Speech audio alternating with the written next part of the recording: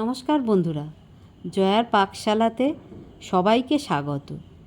আজকে আমি lemon rice করে দেখাবো। লেমন রাইস করার জন্য এখানে আমি 300 গ্রাম দেরাদুন রাইস চাল ভালো করে ধুয়ে আধ ঘন্টা ভিজিয়ে রেখেছি। একটা কড়াই নিয়ে তার মধ্যে পরিমাণ মতন জল নিয়েছি। জলটা একটু ফুটে গেলে এর মধ্যে চালটা দেব। 2 চামচ লবণ দিলাম। তারপরে ভিজিয়ে রাখা চালটা জল ঝরিয়ে নিয়ে এর মধ্যে দিয়ে দিলাম। ঢাকনাটা বন্ধ করে দিয়ে আমি 10 মিনিট এটা হতে দেব। ভাতটা হয়ে গেছে।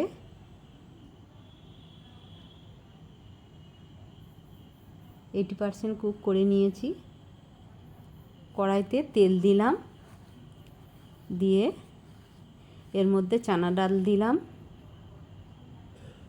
বিউলির ডাল দিলাম।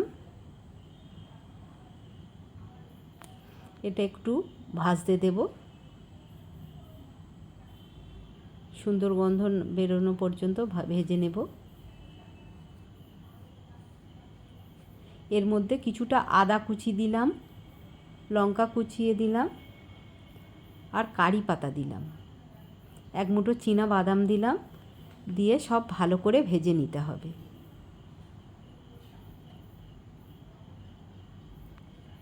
কিছুটা কাজু বাদাম দিলাম, দিয়ে সুন্দর করে এটা ভেজে নিতে হবে।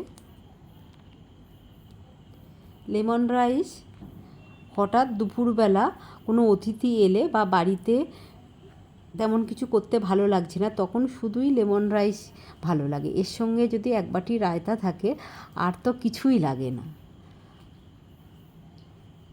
খুবই সুন্দর, খুব কুইক হয়ে যায় আর খুব টেস্টি।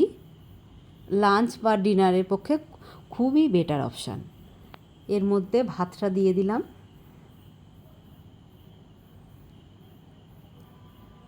দিয়ে সব ভালো করে মিশিয়ে নিলাম।